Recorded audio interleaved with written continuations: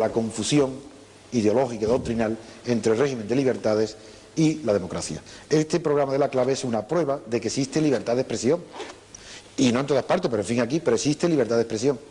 Pero cuando la libertad no sirve, o no se utiliza, o no puede utilizarse para la formación y para la destitución del poder político, no hay democracia. Por tanto, puede haber muchísima libertad aquí en la clave, y eso no prueba que haya democracia.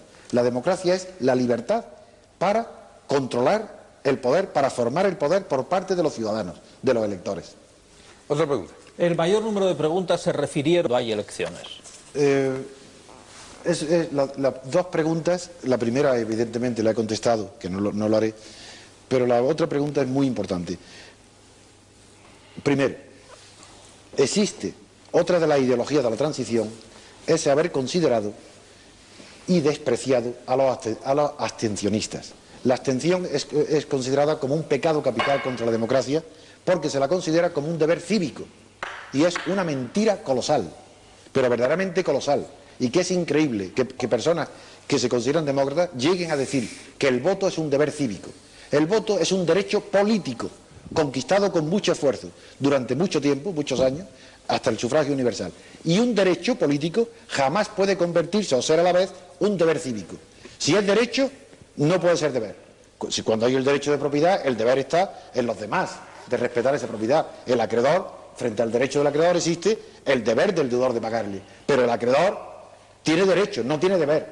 El derecho a voto jamás puede ser un deber. Y segundo, es un derecho político, es decir, perteneciente a la sociedad política, mientras que cívico quiere decir civil, sociedad civil.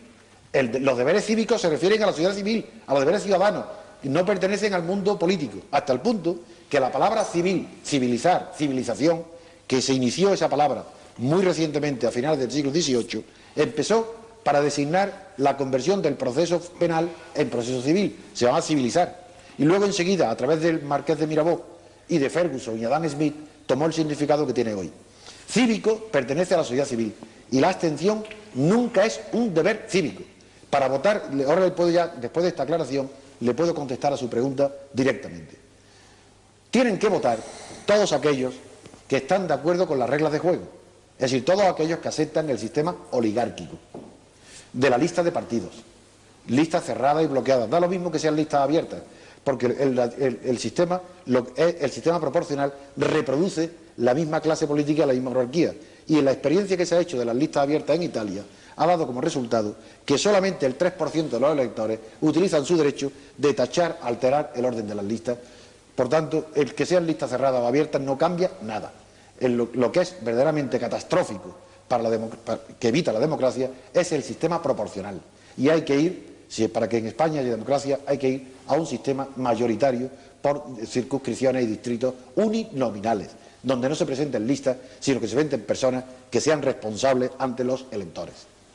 Por tanto, tienen que votar los que aceptan las reglas de juego y tienen que votar a un partido a otro. Si alguno considera que ninguna de las listas le gusta, debe votar en blanco, porque está de acuerdo con las reglas de juego.